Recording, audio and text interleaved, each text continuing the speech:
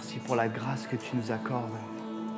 Je sens ce matin vraiment que le Seigneur Jésus veut accorder sa paix. C'est une paix surnaturelle. Toi qui es là ce matin dans ce lieu avec nous, ou peut-être toi qui suis sur cette vidéo, le Seigneur veut te dire qu'il veut te donner la paix comme personne d'autre. Si tu acceptes ce don du Seigneur Jésus, si tu acceptes qu'il te donne sa paix, vraiment j'invite chacun d'entre nous ce matin à déposer tout à la croix du Seigneur Jésus. On ne peut recevoir la paix du Seigneur Jésus que si nous lui faisons confiance et si nous lâchons prise. Seigneur, je te bénis pour ton immense bonté, Seigneur. Parce que tu nous donnes tellement de bonnes choses, tu as tellement de bonnes choses en réserve pour nous. Merci pour la puissance de ton nom, merci pour ton amour, Seigneur. Je te prie, dans ces moments où nous allons partager autour de ta parole, Saint-Esprit, guide-nous, que nos cœurs soient ouverts à ce que tu veux nous dire, que nous puissions être ouverts, que tu puisses faire ton œuvre en chacun de nous. Au nom de Jésus, nous prions. Amen. Amen, gloire à Dieu. Je vous invite à vous asseoir. Merci Seigneur pour l'excellence de sa présence. Est-ce qu'il y a des gens qui aiment être dans la présence de Dieu ce matin ? C'est tellement puissant quand on est dans la présence de Dieu. Et des fois, on est dans notre voiture, on écoute de la louange, on est chez soi et on est dans la présence de Dieu. Mais il n'y a rien de pareil à la présence de Dieu quand l'Église est rassemblée. L'Église, c'est juste la personne qui est à côté de toi et qui t'a l'air très bizarre. Tu peux te tourner à gauche ou à droite, c'est ça l'Église. C'est la personne qui est là. Et merci Seigneur pour sa présence avec l'Église. Soyez les bienvenus, on est heureux de se retrouver ce matin, on rend grâce au Seigneur. Plus en plus de personnes viennent nous visiter. Et Dieu est bon parce que les personnes viennent nous visiter, mais elles restent en fait. Amen. C'est ce qu'il faut, hein. Et on désire vraiment que chacun d'entre nous puisse vraiment se rapprocher du Seigneur. Il y a un petit Larsen sur scène. Merci Alex. Voilà, soyez les bienvenus. Et sans plus tarder, je voudrais partager vraiment le message que j'ai reçu cette semaine de la part du Seigneur. Je le crois, en tout cas par la foi, je le crois. Et c'est un message que je vais partager certainement sur plusieurs dimanches. Donc pas dimanche prochain parce que c'est pas moi qui prêche, mais sur plusieurs dimanches. Donc j'y ferai écho.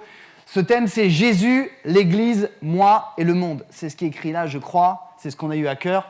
Et cette première partie s'intitule « Où en suis-je avec Jésus ?» Où en suis-je avec Jésus ? Et au travers de ces thèmes, on parlera de notre positionnement par rapport à Jésus, ce qu'on va voir aujourd'hui par rapport à l'Église, donc c'est-à-dire le rassemblement des chrétiens, et puis également le monde.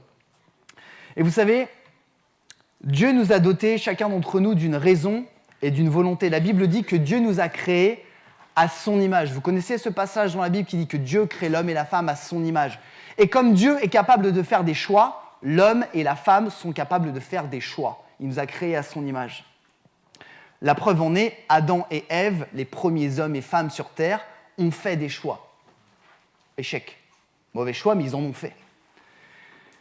Et je trouve qu'avec cette création de Dieu, de cette volonté en nous, et peut-être certainement avec la venue du péché en nous, il y a la tendance humaine à fuir nos responsabilités ou de ne pas assumer les choix que nous faisons. Est-ce que vous remarquez ça autour de vous ? Alors peut-être pas certains d'entre vous qui êtes parfaits, peut-être ici, mais souvent, il y a peut-être des gens parfaits ici, hein, peut-être. Hein. Si vous voyez une personne avec vous et que ça brille juste au-dessous de sa calvitie, vous êtes proche du Seigneur. On remarque la tendance humaine à ne jamais assumer ses choix. Vous êtes d'accord avec moi ? Et ça, c'est pas moi qui le dis, c'est marqué dans la Bible, c'est marqué au début de la Bible. Exemple, Adam et Ève, Dieu leur dit « Vous pouvez manger de tous les fruits que vous voulez, mais ne mangez pas du fruit de l'arbre de la connaissance du bien et du mal. » Ok ? Ève fait le choix d'en manger. Elle peut blâmer le serpent, hein, mais Ève fait le choix. Elle fait le choix d'en donner à son mari. Le mari fait le choix d'en prendre. Ok ? Et quand Dieu s'adresse à l'homme, parce que la Bible nous dit que Dieu avait confié, il confie toujours à l'homme d'être responsable de son foyer, il demande des comptes à Adam, il dit « Adam, qu'est-ce que tu as fait ?» Qu'est-ce que dit Adam ? C'est pas moi, c'est ma femme. Lisez bien, c'est pas moi, c'est elle. Adam s'adresse à Ève.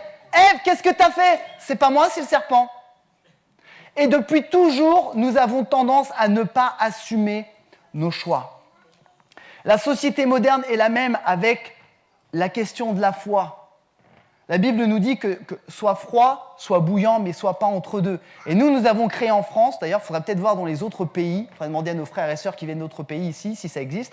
Nous, en France, les gens, plutôt que de dire « je ne crois pas en Dieu », on dit en France « ah, tu sais, je suis croyant, mais je ne suis pas ». Il y a un frère que je nommerai pas, qui est ici dans l'Assemblée, qui m'a dit un jour, et j'ai beaucoup aimé, en fait, quand on est croyant mais pas pratiquant, on n'est pratiquement pas croyant, quoi. Il se rappellera de qui c'est. Et je suis croyant mais pas pratiquant. C'est comme si moi je disais à mon épouse Isabelle, « Isabelle, ma chérie, reine de mes nuits. » C'est pas mal, ça. Je crois en la fidélité envers toi, mais je ne suis pas pratiquant. Et on dit ça avec Dieu, en fait. Je crois en Dieu, mais je ne suis pas pratiquant. Et en fait, on fuit nos responsabilités plutôt que de dire « non, moi, je ne crois pas en Dieu. Je ne décide pas de soumettre ma vie en Dieu. » Pourtant, la Bible nous enseigne à assumer nos choix. On va lire un premier texte ensemble dans le Nouveau Testament qui est dans l'épître de Paul aux Galates. Et Paul s'adresse à des chrétiens. Et il dit que chacun examine ses propres œuvres. Examinons un peu nos propres œuvres ce matin. Et alors, il aura de quoi être fier, ou pas, hein, j'ai envie de dire ou pas. Il aura de quoi être fier par rapport à lui seul et non par comparaison avec un autre. Car chacun, verset 5, portera sa propre responsabilité. Frères et sœurs, vous qui nous rejoignez ce matin, on veut vous dire, nous croyons, la Bible dit que le salut, le fait d'être sauvé, le salut est individuel. Je suis désolé, tu ne peux pas être sauvé pour ta femme ou pour ta petite cousine ou pour ta grand-mère. C'est individuel. Tu ne peux pas être sauvé pour ton fils ou ta fille, c'est individuel. De même, le péché est individuel. Même si le péché d'Adam et Ève, parce que c'était le premier homme et la première femme, a touché toute l'humanité, le péché est individuel. Tu décides ou pas de pécher. On choisit d'être sauvé ou pas. On choisit de respecter Dieu ou pas. Et on a beau dire tout ce qu'on veut, on peut inventer toutes les excuses du monde. Nous sommes responsables de nos choix. Pardon, hein, je plombe un peu l'ambiance, mais nous sommes responsables de choix. Et frères et sœurs, vous qui êtes là, nous allons tous et toutes rendre des comptes devant Dieu pour les choix que nous ferons. C'est la Bible qui le dit. Premier point, je suis désolé, c'est un point qui est un peu dur ce matin. Hein. Premier point, nous serons tous jugés. Que ceux qui veulent fuir en courant peuvent y aller. Je ferme les yeux, je compte jusqu'à 10. Ça va, vous êtes tous avec moi ce matin ? Vous êtes prêts à écouter la parole de Dieu ? Ok. Si la personne à côté de toi veut fuir, accroche-la juste quelques secondes, le temps que le Seigneur la touche. Nous serons tous jugés. La Bible nous dit que nous serons jugés de deux manières différentes. Il y a deux jugements. Le premier jugement, c'est le jugement de la fin du monde, où Jésus va revenir. Nous croyons, est-ce qu'il y a des gens qui croient que Jésus va revenir à la fin du monde ? Il y a des gens ici ? Super, on croit la même chose. Jésus, la Bible dit que Jésus va revenir sur les nuées avec ses anges. Et la Bible nous dit qu'il va séparer ceux qui croient en lui de ceux qui ne croient pas en lui. On va lire un texte dans Matthieu 25 ensemble. Matthieu 25, chapitre 31, et on ira, à un moment donné, on sautera au 41. La version Bible du Semeur. Quand le Fils de l'homme, Jésus, quand le Fils de l'homme viendra dans sa gloire avec tous ses anges, il prendra place sur son trône glorieux. Tous les peuples de la terre seront rassemblés devant lui. J'insiste. Tous les peuples, c'est-à-dire ceux qui croient, ceux qui ne croient pas. Les Ukrainiens, les Palestiniens, les Israéliens, les Brésiliens, tous les peuples, les Congolais. Boté mon frère, boté mingi. Nzambika kusa kumuna. J'apprends toutes les langues. Je suis à la leçon numéro 1. Tous les peuples de la terre seront rassemblés devant Jésus. Alors il les divisera en deux groupes, tout comme le berger fait le tri entre les brebis et les boucs. Il placera les brebis à sa droite. Je m'arrête. Rappelez-vous, dans la culture de l'époque orientale, la place à droite était une place d'honneur. Okay ? Il placera les brebis, ceux qui sont sauvés, à sa droite, et les boucs à sa gauche. Verset 34. Après quoi le roi, Jésus, dira à ceux qui seront à sa droite, « Venez, vous qui êtes bénis par mon Père, prenez possession du royaume qu'il a préparé pour vous depuis la création du monde. » Ce qui est énorme, c'est que depuis la création du monde, le Seigneur prépare déjà le royaume. On va au verset 41 pour ceux qui suivent avec leur Bible. Puis il se tournera vers ceux qui seront à sa gauche. Mauvaise place à gauche. J'en ai perdu ma ligne. Puis il se tournera vers ceux qui seront à sa gauche. Retirez-vous loin de moi, vous que Dieu a maudit, et allez dans le feu éternel préparé pour le diable et ses anges. Je suis désolé de plomber l'ambiance, mais la Bible dit que nous rendrons des comptes à la fin des temps par rapport à notre foi en Dieu ou pas. La question à savoir ce matin, c'est est-ce que je suis à droite ou est-ce que je suis à gauche ? On ne parle pas de politique. On ne parle pas de politique. Deuxième type de jugement à la fin du monde. Nous rendrons également des comptes pour nous qui sommes sauvés. Pour les sauvés, nous rendrons compte de notre vie ici-bas. Il ne s'agit pas de dire « Ah, mais moi, je suis sauvé, je serai du côté des brebis, il n'y aura pas de souci. » Nous rendrons des comptes, pas par rapport à notre salut, mais plutôt par rapport à la question « Est-ce que ce que j'ai fait de ma vie de disciple de Jésus correspond à ce que Jésus avait prévu pour moi ?» Est-ce que ce que Jésus avait prévu pour moi, Mathias, c'est exactement ce que Mathias a fait et avec ses choix? Vous savez, là, la Bible dit que la Bible laisse à penser qu'il y aura différentes positions dans le ciel.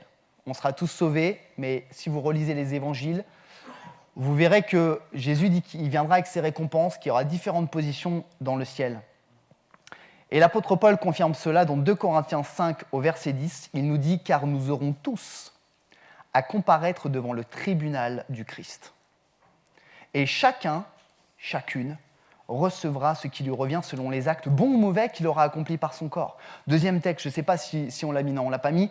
Je vous lis dans Romains 14, 12, encore l'apôtre Paul. « Ainsi, chacun de nous rendra compte à Dieu pour lui-même. » Chacun rendra compte à Dieu pour lui-même. Et c'est un contexte où l'apôtre Paul dit aux chrétiens « Arrêtez de vous juger les uns les autres. Arrêtez de vous critiquer les uns les autres. Chacun rendra compte à Dieu pour lui-même. » Et donc, nous rendrons des comptes pour notre vie de disciple. Moi, Mathias Joutet, je rendrai des comptes à Jésus et il me dira « Mathias, moi j'avais prévu ça, j'avais prévu ça, j'avais prévu ça. Est-ce que tu as fait ça ?» Ça ne veut pas dire que je vais perdre mon salut, mais ça veut dire qu'en fonction de ma soumission au Seigneur, j'aurai une position différente dans le ciel. Et nous avons tous la main là-dessus. Nos choix auront des conséquences. D'où la question de ce matin que je voudrais nous poser. Où en suis-je par rapport à Jésus-Christ aujourd'hui ? Où en es-tu par rapport à Jésus aujourd'hui ? De cette question dépend notre avenir. De cette question dépend notre avenir. Suis-je prêt ? Sommes-nous prêts à prendre notre responsabilité par rapport à Jésus ? Pour cela, nous avons besoin d'authenticité. Nous avons besoin de confesser pour y voir plus clair et dire dans notre vie ce qui va, ce qui ne va pas. Et nous avons besoin d'arrêter d'être dans le déni personnel et dans le déni spirituel. Vous savez ce que c'est le déni ? Non, vous ne savez pas ? Si ? Je ne sais pas, personne ne répond. Vous savez ce que c'est le déni ? Le déni, c'est je refuse de voir que. Ok ? Et souvent, nous chrétiens, on a des situations et on refuse d'eux. On le sait au fond de nous-mêmes, mais on le met de côté, on met plein de choses. Arrêtons et faisons preuve d'authenticité. Deuxième et dernier point, parce que je ne voudrais pas être trop long ce matin, je pense qu'il faut qu'on se mette vraiment devant le Seigneur Jésus. 3 questions qui peuvent nous aider à faire le point par rapport à notre position, par rapport à Jésus. Première question, est-ce que je sais qui est Jésus ? Et est-ce que je sais ce qu'il a fait pour moi et pour l'humanité ? Vous allez me dire, mais Mathias ou pasteur, je viens à l'église depuis 20 ou 30 ans, ou je sais. Très bien, il y a peut-être une personne qui ne le sait pas ce matin, donc ça vaut le coup qu'on s'arrête. Amen ? Peut-être une personne qui nous suit, peut-être une, ça vaut le coup qu'on s'arrête. Et puis, ça fait du bien de se rappeler aussi. Est-ce que je sais qui est Jésus et ce qu'il a fait pour moi ? Je nous pose la question, si quelqu'un vous posait la question, là, on sort de la célébration, vous croisez quelqu'un à la boulangerie, et on vous dit, excusez-moi monsieur, qui est Jésus et qu'est-ce qu'il a fait ? Qu'est-ce que vous répondriez ? Est-ce que vous sortiriez toute la théologie ? Vous ouvririez votre grosse Bible ? Lisons la Bible. La Bible est quand on ne sait pas quelque chose, le mieux c'est de lire la Bible. Amen. Vous pouvez demander à quelqu'un, Vous pouvez même regarder des vidéos sur YouTube, sachant qu'il y a à boire et à manger aussi.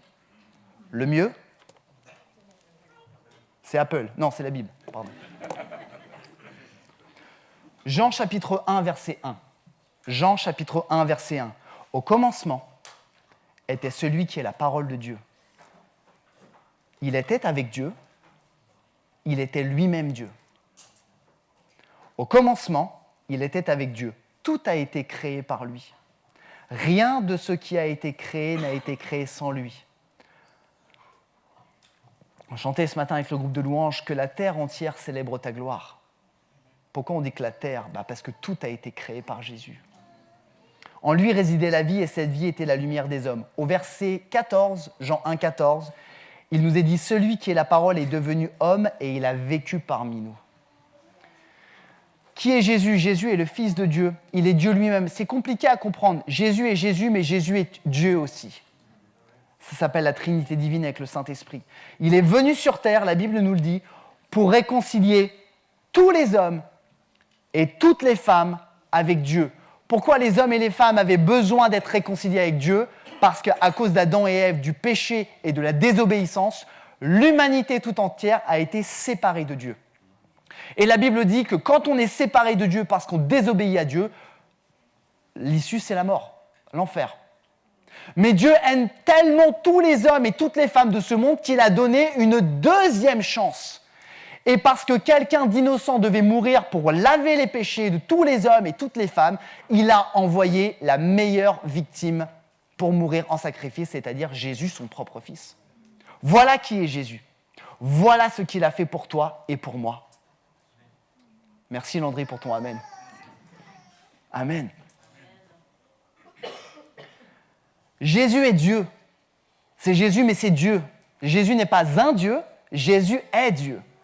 Jésus est un sauveur parce j'espère pour toi qu'il t'a sauvé, ou je veux te dire ce matin qu'il peut te sauver. Et Jésus est Seigneur parce que la Bible nous dit qu'il a mis tout est sous ses pieds en fait. Il n'y a aucun autre nom au-dessus du nom de Jésus. Amen. Pensez à la personne la plus puissante du monde pour vous. Alors pour certains, ça va être un footballeur. Pour les enfants, ça va être un super-héros. Et ben, en fait, c'est rien à côté de Jésus. Jésus est Seigneur. Il n'y a rien. Est-ce qu'on veut juste prendre 2 secondes là ? Il n'y a rien au-dessus de Jésus-Christ. Rien au-dessus de lui. Même le diable, avec tous ses anges, le diable est puissant, hein, vous le savez ça. Le diable est très puissant, mais même avec toute sa puissance, il n'est rien à côté de Jésus-Christ. Parce que Jésus est Seigneur. Et la Bible dit ça. Et ce matin, c'est important pour nous à l'Église Vie et Foi de te dire, est-ce que tu sais que Jésus est Dieu, c'est un sauveur pour toi et il est Seigneur, c'est important. On a d'ailleurs étudié ça au groupe de maison le mois dernier et je prends juste quelques secondes pour vous dire, la semaine prochaine, c'est le dernier jeudi du mois, on se rassemble dans les maisons et aussi ici de l'autre côté. 3e, j'ai dit quoi ? Merci. Vous suivez, c'est bien. Donc, c'est le 3e jeudi du mois et on se rassemble. Et ce temps de groupe de maison, c'est le moment d'étudier la Bible et de parler de la Bible. Le théologien Martin Luther, qui est l'auteur de la Réforme protestante, a dit que celui ou celle qui fréquente la Bible fréquente Jésus lui-même. La question, c'est est-ce que tu veux fréquenter Jésus, quoi ? Donc, je t'encourage à voir au fond à l'espace d'accueil, à rejoindre un groupe de maison. Et on parlera du Saint-Esprit. 2e question. Certains d'entre vous dites, certains, et certainement la majorité, oui, c'est bon, je sais qui est Jésus. Je sais qui il est, je sais ce qu'il a fait, tu m'apprends rien. C'est super. 2e question. Tu sais, mais est-ce que tu as accepté ce que Jésus a fait pour toi et pour l'humanité ? Il y a une différence entre savoir et accepter. Ce n'est pas la même chose. Le salut, c'est-à-dire le fait d'être sauvé, le salut, le fait d'être sauvé, vient de l'acceptation de l'œuvre de Jésus par la foi. Ce n'est pas la compréhension intellectuelle, c'est l'acceptation spirituelle. Certains prédicateurs, j'aime beaucoup cette image, de dire que la plus grande distance entre l'homme et Dieu, elle fait 30 cm.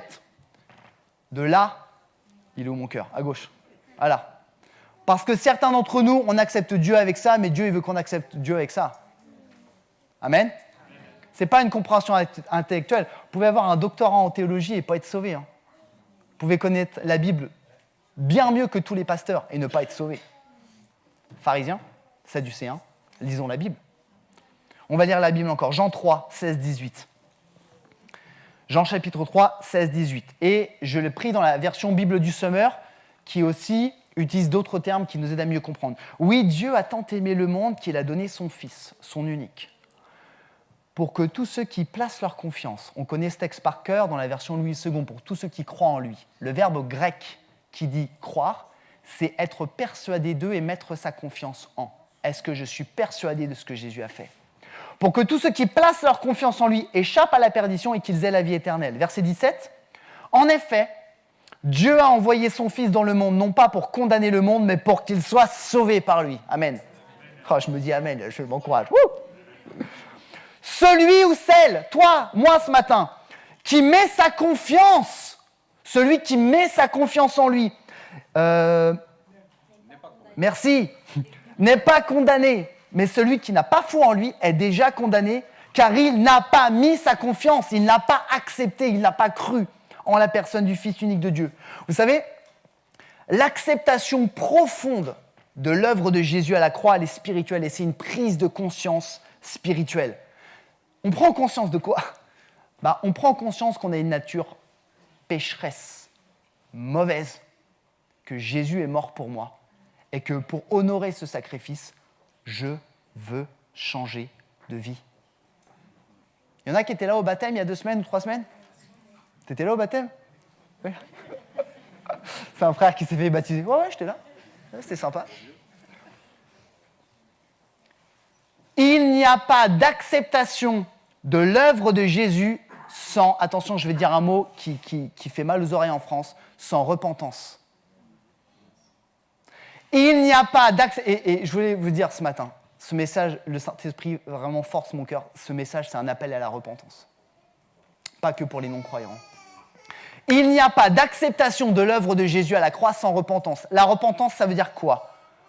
Moi, j'ai cru pendant des années que se repentir, c'était se mettre à genoux, pleurer, se donner des coups de fouet.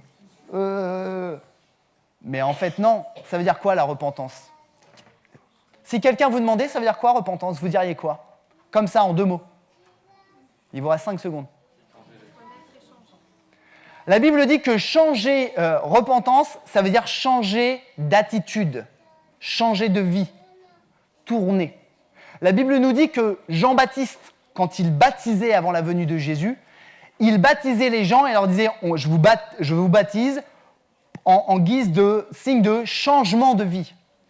Et si jamais tu veux accepter, si tu acceptes ou si tu as accepté ce que Jésus a fait, pour voir si c'est vrai cette acceptation, cette conversion profonde, normalement, tu dois être passé par la repentance et ta vie doit avoir changé. Amen. Je pèse mes mots. Frères et sœurs, je suis désolé, je crois que ça existe des gens qui fréquentent des églises, catholiques, évangéliques, orthodoxes, ce que vous voulez, depuis des années, qui se disent chrétiens et qui ne sont jamais passés par la repentance. Je crois que c'est pas bon. Et vous savez quoi ? La repentance, c'est pas l'œuvre d'un homme, d'un pasteur, ou d'un homme qui te dit « tu dois te repentir, tu dois… » Vous savez quoi ? C'est ça qui est merveilleux, il n'y a pas d'arnaque. La repentance, c'est l'œuvre du Saint-Esprit qui vient dans ta vie et qui te dit « mais oh là là là là là là, qu'est-ce que ma vie, elle était pourrie avant. Pardonnez-moi les mots. » Et le Saint-Esprit te convainc, la Bible dit, te convainc de péché, de justice et de jugement, mais en même temps, elle te convainc que c'est bon.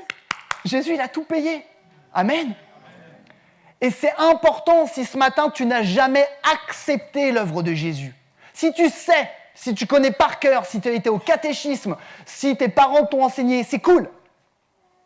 Mais pour être sauvé, il faut accepter l'œuvre de Jésus, lui demander pardon pour tes péchés et le remercier parce qu'à la croix, il t'a sauvé. Amen. Qu'est-ce que ça m'encourage ? Est-ce qu'il y a des gens qui sont sauvés, qui se sont repentis ce matin ? Amen, gloire à Dieu. Et ça, c'est tellement, tellement puissant. Et ce qui est génial, c'est que ce changement, il est perpétuel. Dernier point. Et là, je voudrais m'adresser aux croyants, aux chrétiens, à ceux qui se sont repentis. Pour savoir où est-ce qu'on en est par rapport à Jésus, je nous pose la question, ma vie est-elle complètement soumise à Jésus ? ma vie est-elle complètement soumise à Jésus? Vous savez, Jésus n'a pas cherché des adhérents, des sympathisants, mais il a cherché des disciples.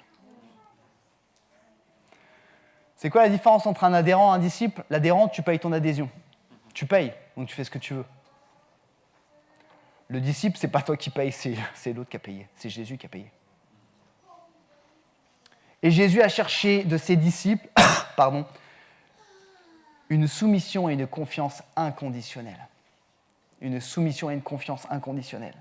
Et Jésus a été très clair sur ceux et celles qui décideraient de le suivre. On va relire la Bible une fois de plus. Matthieu chapitre 16, verset 24. Est-ce que je peux avoir de l'eau, Isabelle, s'il te plaît? Merci. Merci.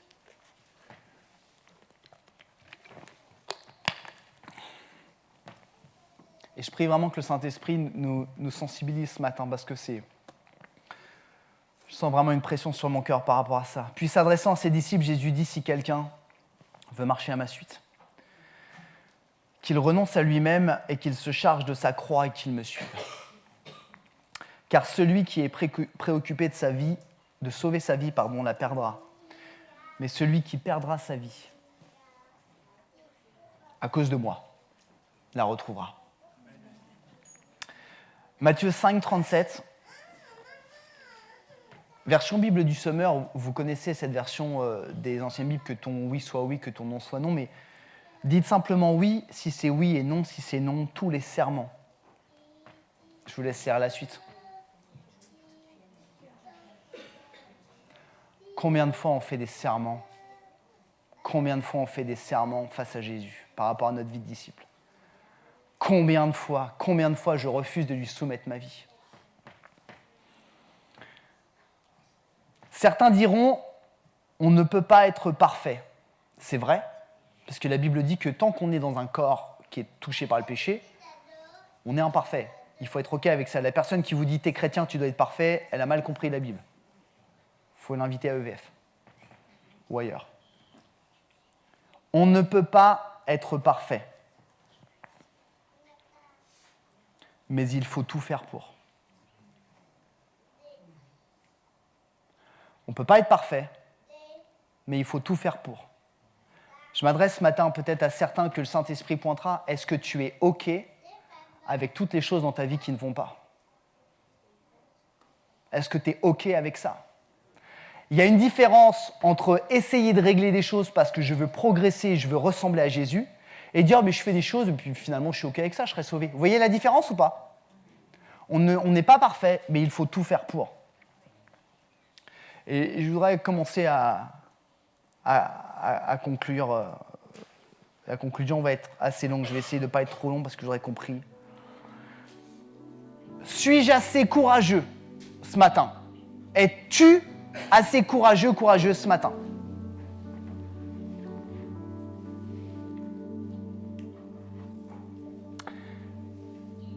Pour faire un bilan sur ta vie, est-ce que tu es assez courageux pour ouvrir les yeux et de dire « ça dans ma vie, ça ne va pas. Ça, Dieu n'est pas d'accord avec ça.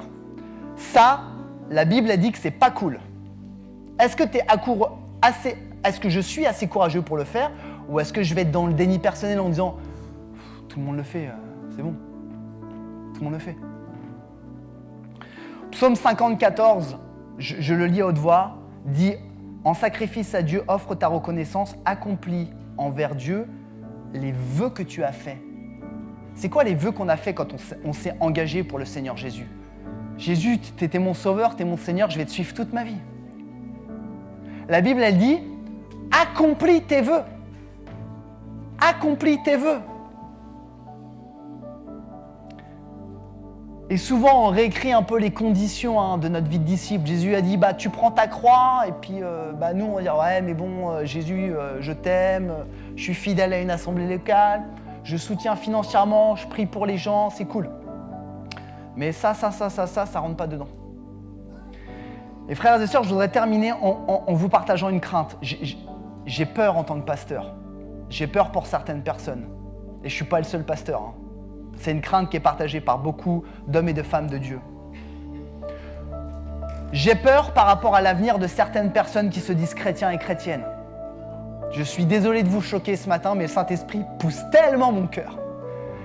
J'ai crainte que certaines personnes qui se disent et qui se persuadent d'être sauvées ne le soient pas. Je lis des textes qui ne s'affichent pas et j'ai fait exprès de ne pas l'afficher pour qu'on soit bien attentif.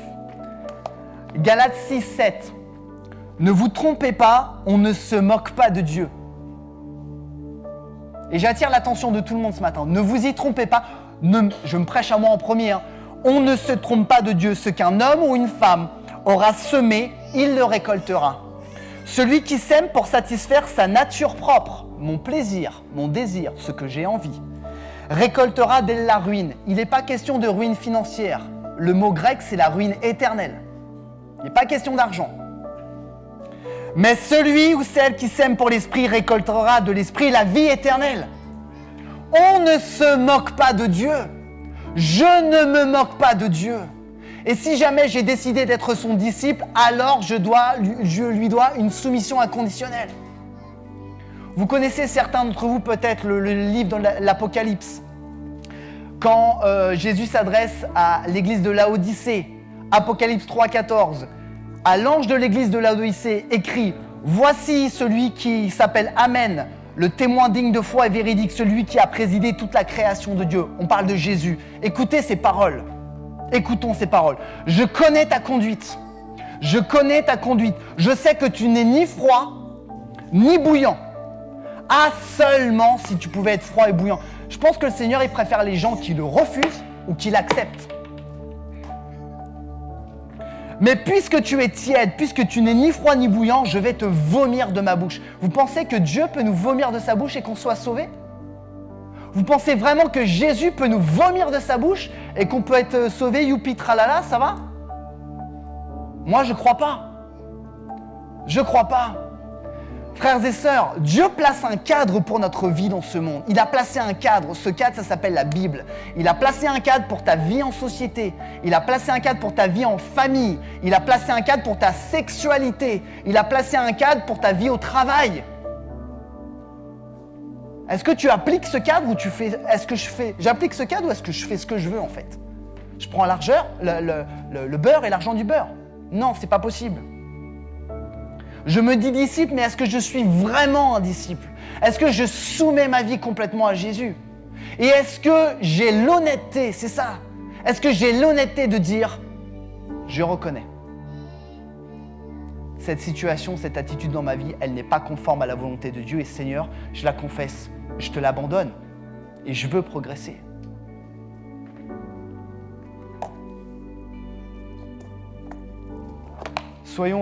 Je termine. Je prie vraiment que le Saint-Esprit touche nos cœurs. Frères et sœurs, j'ai lutté pour ce message parce que je sentais cette dimension individuelle, ce temps de repentance. Le Seigneur a de grands plans pour l'Église. Merci Seigneur parce que l'Église Vie et Foi a grandi. Mais Dieu veut nous changer avant de nous utiliser. Il veut te changer, il veut que tu sois complètement soumis.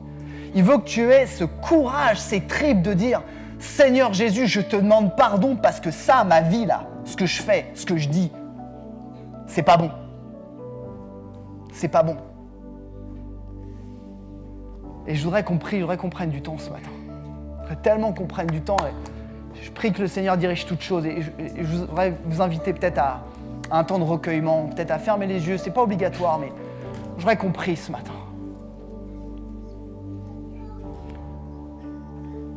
Seigneur Jésus.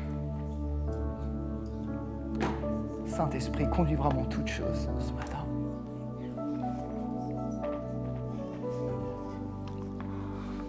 Seigneur Jésus. Je voudrais qu'on se place vraiment devant le Seigneur Jésus et si tu viens pour la première fois, sens-toi à l'aise. Aucune obligation. Et je voudrais faire un double appel ce matin. Je nous le rappelle ce matin, ce message, c'est un appel à la repentance. Je m'adresse à deux types de personnes ce matin. Premier type de personne, si tu dis ce matin, moi, je connais ce que Jésus a fait. Je l'ai compris, mais je ne l'ai jamais accepté. Je ne lui ai jamais demandé pardon pour mes péchés. Je ne lui ai jamais dit « Merci Jésus d'avoir été à la croix pour moi. Merci de m'avoir donné la vie éternelle. Je te demande pardon pour mes péchés et je te dis merci parce que tu me laves maintenant. Et j'accepte et je me repens. » Et bien, je m'adresse à ces personnes-là ce matin. Si tu désires le faire, et ben, je t'inviterai dans quelques minutes à te lever, à faire preuve de courage, à venir sur le devant et un membre de l'équipe pastorale priera avec toi. Et tu pourras dire pardon au Seigneur et le remercier.